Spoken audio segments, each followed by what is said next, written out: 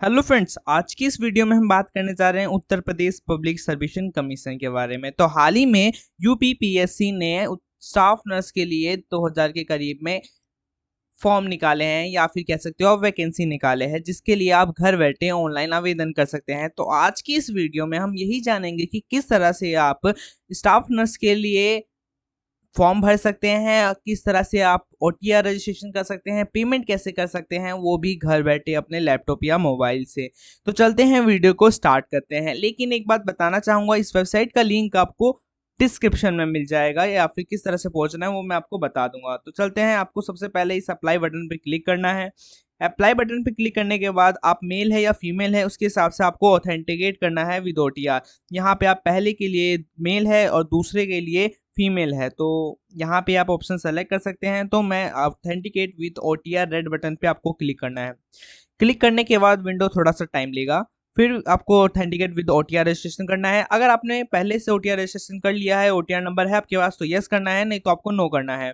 तो यहाँ पे क्लिक है टू प्रोसीड पे क्लिक कर देना है। उसके बाद थोड़ा सा टाइम लेगा, ठीक है। उसके बाद यहाँ पे आपका ओटीआर रजिस्ट्रेशन का फॉर्म खुल जाएगा। यहाँ पे आपको अपना ओटीआर रजिस्ट्रेशन करना है, लॉगिन करना है और वेरीफाई करके आपको ओटीआर डिटेल मिल जाएगी।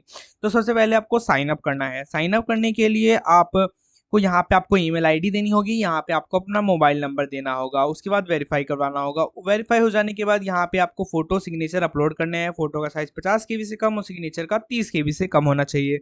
फिर यहाँ पे आपको अपनी पर्सनल डिटेल्स देनी है, जैसे नाम, डेट ऑफ बर्थ, किस स्टेट में रहते हैं, डिस्ट्रिक्ट वगैरह, फादर नेम, मदर नेम और यहाँ पे हाई स्कूल की आपको डिटेल देनी है और रजिस्टर पे क्लिक कर देना है। रजिस्टर हो जाने के बाद आपको लॉगिन करना है, ठीक है। लॉगिन करना है आपको, आप थ्रू ओटीपी और थ्रू पासवर्ड लॉगिन कर सकते हैं। तो थ्रू ओटीपी अगर आपने पासवर्ड जनरेट नहीं किया है तो थ्रू ओटीपी लॉगिन कर सकते हैं, और पासवर्ड जनरेट कर लिया है तो थ्रू पासवर्ड। यहाँ मोबाइल नंबर सेलेक्ट करना है, या मोबाइल नंबर रख देना है, यहाँ पासवर्ड डाल देना है और यहाँ पे आपको एंटर वेरिफिकेशन कोड डाल देना है। कोड डालने के बाद लॉगिन कर लेना है।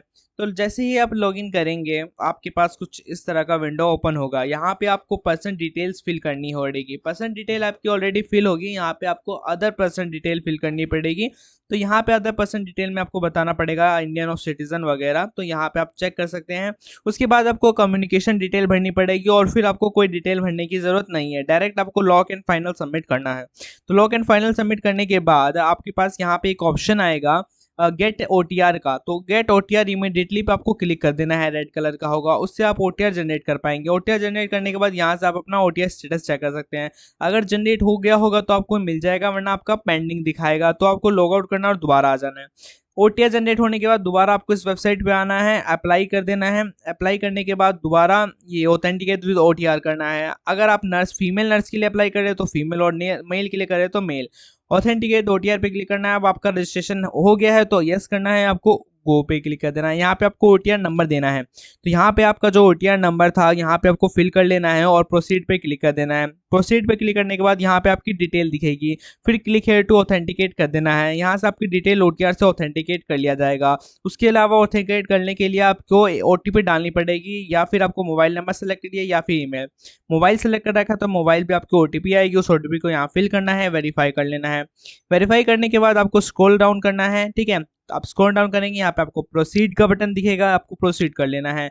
यहाँ पे आपकी डिटेल्स दिखेगी सारी की सारी, और उसके बाद आपको फिर से प्रोसीड पे क्लिक कर देना है। आपको कोई डाटा फिल करने की जरूरत है नहीं। यहाँ पे आपको लास्ट वाले में कुछ फिल करना पड़ेगा। यहाँ पे हाँ, इसेंशियल क्वालिफिकेशन में आपको बताना पड़ेगा कि आपने 10th जो पास करी है उसमें आपके पास साइंस और मैथ है, तो यहाँ पे आपको यस कर देना है। उसके बाद यहाँ पे आपको बताना है कि क्या आप नर्सिंग डिपार्टमेंट में काम कर चुके हैं या फिर नहीं कर चुके हैं, आपके पास कुछ एक्सपीरियंस है या फिर नहीं है तो आप यस कर सकते हैं, नहीं है तो आप सिंपली नो कर सकते हैं। तो यहाँ पे मैंने नो कर दिया। उसके बाद यहाँ पे आपको अपना वेरिफिकेशन कोड डालना है जो यहाँ पे दिया गया है। उसी वेरिफिकेशन कोड को यहाँ पे टाइप कर लेना है। टाइप करने के बाद यहाँ पे proceed for entering other details पे क्लिक कर देना है। ये इंस्ट्रक्शन है, कुछ आपको पढ़ लेना है, फिर काइंडली प्रोसीड फर्दर पे क्लिक कर देना है। ये पार्ट 2 रजिस्ट्रेशन है जहाँ पे आप फाइनल सबमिट करोगे और पेमेंट करोगे, तो यहाँ पे भी आपकी डिटेल्स दिखी जाएगी। तो ये सारी डिटेल्स हैं आपकी, ठीक है। और ये फाइनली आप सबमिट करने वाले हो। तो यहाँ पे आपको, अगर आपने यस कर रखा है इस वाले ऑप्शन पे, तो आपको यहाँ पे रजिस्ट्रेशन नंबर और सर्टिफिकेट देना पड़ेगा। नहीं कर रखा है तो सिंपली आप आगे बढ़ सकते हो। उसके बाद यहाँ पे आपको बताना पड़ेगा कि जितने भी आपने डिक्लेरेशन थे उसको आपने अपने एक्सेप्ट कर लिया है, पढ़ लिया है। तो यहाँ पे आपको यस करना पड़ेगा। यस करने के बाद यहाँ पे वेरिफिकेशन कोड है, उस वेरिफिकेशन कोड को आपको यहाँ डाल लेना है। वेरिफिकेशन जो कोड दिया गया है इसको यहाँ पे आप डाल लीजिएगा। उसके बाद आपको प्रीव्यू कर देना है फॉर्म को। तो यहाँ पे हमने प्रीव्यू कर दिया फॉर्म को। प्रीव्यू करने के बाद आपको ओके करना है, कंफर्म कर देना है।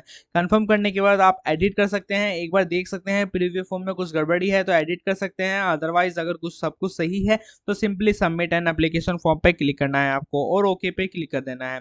ठीक है, तो ये प्रोसीजर था हमारा। अब आ गया आपका पेमेंट करने का। तो यहाँ पे आपको सिंपली एक पेमेंट का ऑप्शन दिख जाएगा। तो सिंपली आपको पेमेंट पे आपको यस कर देना है। हम प्रोसीड करना चाहते हैं एप्लीकेशन के साथ ही। तो यहाँ पे आपको डिटेल्स दिख जाएगी आपकी और पेमेंट अमाउंट दिख जाएगा, कितना आपको अमाउंट पे करना है। प्रोसीड फॉर फी डिपोजिशन पे क्लिक करना है, ओके पे क्लिक कर देना है। ठीक है, सिंपली हम ओके पे कर देंगे क्लिक। ओके पे क्लिक करने के बाद आपके पास विंडो खुलेगी पेमेंट की, एसबीआई की। तो यहाँ पे आपको state bank debit card, other bank debit card भी है यहाँ पे, तो आप उसको सेलेक्ट कर सकते हैं। ठीक है, अगर आपके पास स्टेट बैंक का है तो सिंपली आप स्टेट बैंक से कर सकते हैं। कंफर्म कर दिया। अदर बैंक का भी ऑप्शन था, आप अदर बैंक से भी कर सकते हैं। कंफर्म कर देना है आपको। ठीक है, उसके बाद यहाँ पे आपकी कार्ड नंबर डालना है। ठीक है, उसके बाद आपको एक्सपायरी डेट डालनी है, एक्सपायरी ईयर डालना है। यहाँ से आप expiry date and year select कर सकते हैं।